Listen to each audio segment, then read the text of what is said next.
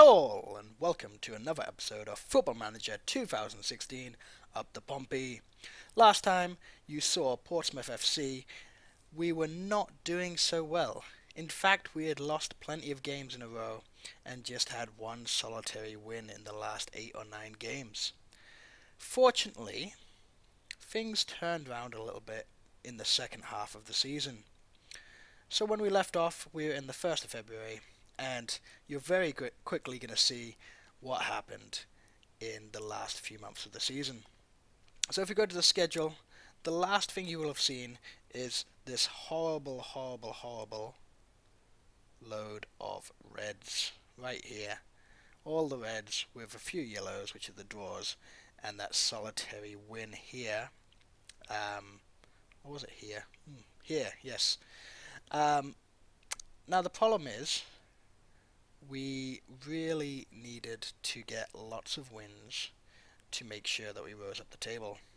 And as you can see, as soon as January finished, we went on a fantastic run of form. A 1-0 win started February off in great form.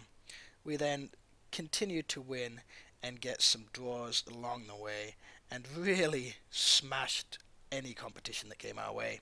Our form started to tail off towards the end of March as we got into April. A little bit of a choke maybe, but overall there were some great results in there. You'll see the name Kelechi Iheanacho come up quite a lot. He was a real force to be reckoned with in the second half of the season. Agim Ibrahimi got a couple of goals, and he was our new signing in January, along with Carlton Morris, who got the odd goal here and there. Now, one thing I would like to highlight is Brahim Konate.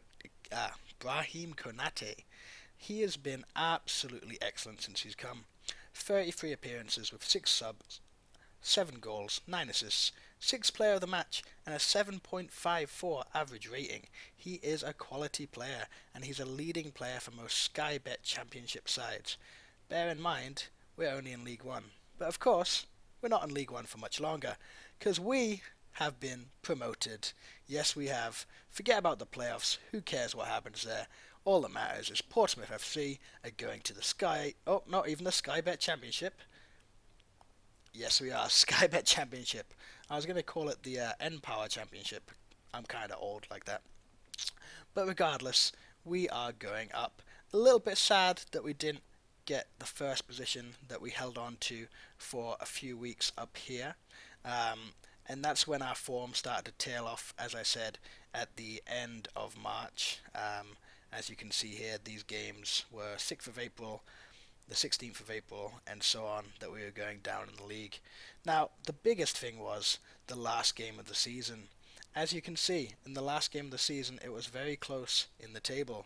We really needed a win to get into the second place and have automatic promotion, and we needed Rochdale to lose or draw. Fortunately for us, both things happened. We got the win, as you saw earlier, with Brahim Konate getting that goal in the 67th minute to take us up. And unfortunately for Rochdale, they did not win. They lost their last game of the season, which means that by winning we overtook them back into the promotion spot that we had held for so long, and we really did deserve that on how we performed this season. They lost 4-3 against Swindon, and it was a roller coaster game. As you can see, I'm not going to show you the highlights, but just some of the stats. As you can see, Sami Odelusi scored 4 goals for Swindon, and even though Rochdale fought back bravely, they just couldn't get that last goal to get the draw. Even the draw wouldn't have counted actually, so they couldn't get 2 more goals to get the win, because a draw would have only gotten to 82 points, and of course, as you saw, we finished on 83 points. So I'm pretty happy that we got promoted. Like I said, that end of season form, as you can see there, was not so good, and that was a big thing with us dropping from 1st to 2nd to 3rd, and then luckily with that win at the end of the season getting us back into 2nd place. As mentioned before, I didn't make any more transfers since Carlton Morris and Ajim Ibrahimi that you saw previously, and the only thing you might have noticed on the transfer centre was I am offering a contract to a young 18-year-old right midfielder So I'm hoping, even though he has no intention of joining our club, I'm hoping that perhaps I can sign this player and perhaps his potential ability is better than it suggests right here. So, apart from that, how did our squad perform this season? Well, as you're about to see, we have some absolute stars in the squad. Alex Pritchard, what a player. He came in and on the right wing, he got 41 appearances, 15 goals and 16 assists. He was involved in 31 Portsmouth goals. 31 Portsmouth goals. That's unbelievable. 2.1 million we signed him for, and he's worth every penny. He's already at 3.1, and as soon as we get promoted, you know that value is going to go up. 7.7 average rating overall. That's pretty incredible, to be honest. I haven't seen anybody that high for quite a while in my Football Manager career recently. Jordan Rossiter has been absolutely excellent every single season that we've had him on loan. I feel like he's part of the club now, so I'm not sure what's going to happen when he's no longer at the club. But good news, good news. He only has a year left on his contract. So I'm hoping that we can sign him to another year-long loan, and then he can stay with us for the championship season. And at the end of that season, we can try and sign him on a free transfer from Liverpool. That's what I hope. Whether it happens or not, who knows. Already showed you Brahim Konate. So pleased with him. Got him for 225k. He's been absolutely excellent, and he's one of those players that I was really excited about in previous episodes, and really those French players have been pretty good for me. Another French player who's been really good is Pierre-Yves Polamat. Even though his stats are declining, he is better than anybody else we've got on the left back position. Adam Chickson particularly was playing there before, but Polamat is a lot better. So far he's played 32 appearances, scored 1 goal, 3 assists and 2 player of the match, but that average rating is what I'm really happy with. You can see as well he makes a lot of tackles during the game, 3.75, and has a decent pass rating as well. Hayden White, as always, has been spectacular. 46 appearances, only 5 assists this season. I feel like he's going to decline a little bit. I'm not sure how much longer I can keep him, but he is a leading player for most Sky Bet Championship sides, so at least for the next season or two, he should be pretty good. As we go down, Adam May, he was a little bit of a surprise this season. He's done really well. This is the first season where he's got more than 10 games, as you can see, and I'm actually pretty excited about the prospect of his continual improvement. He's already suited to Sky Bet Championship football, which is great. He's close to his full potential, but he could still grow a little bit. He's better than any of my midfielders apart from Konate and Rossiter that you saw previously. He doesn't really, he's not a goal-scoring midfielder. He's not a midfielder that's going to assist a lot. He mostly sits back, wins the ball, and then passes it on. So I'm happy again with his performances this season, and hopefully he can continue to improve. Last person I'm really going to look at a lot is Kelechi Iheanacho. And Kelechi Iheanacho was an absolutely outstanding signing. 43 appearances, 16 goals, 11 assists. Not quite as good as Pritchard, but he was involved in 27 goals for Portsmouth this season. 7.28 average rating is absolutely excellent. He's on loan right now. He has been as well last season. Hopefully I will be able to sign him on a free transfer, because on the 30th of the 6th, 2019, his contract with Man City expires, and I'm going to offer him a contract. I'm going to give him the best wage budget I can, the most amount per week, sorry, and hopefully we'll be able to get him into our squad full time. So other than that, as you can see from the selection info, we had quite a few players who did well when they were called upon. Coots, Fleck did pretty well when he was called upon, but he has requested to leave because he hasn't been getting first team football, and I'm happy to let him leave, to be honest.